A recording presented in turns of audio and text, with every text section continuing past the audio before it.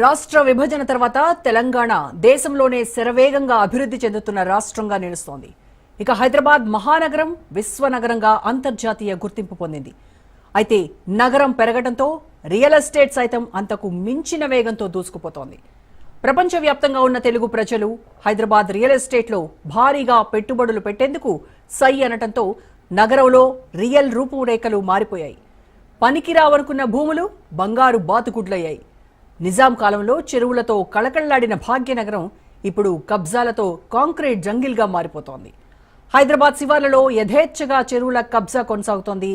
Irrigation, revenue ఆఫీసర్లు చూసి చూడనట్టుగా వ్యవహరిస్తుండడం, భూ ఆక్రమణలపై పంజా విసిరే హైడ్రాకు కోట్ల రూపాయల కహానీ కనిపించకపోవడంతో కబ్జాకోరులు యథేచ్ఛగా చెరువుల్ని చెరబట్టేశారు.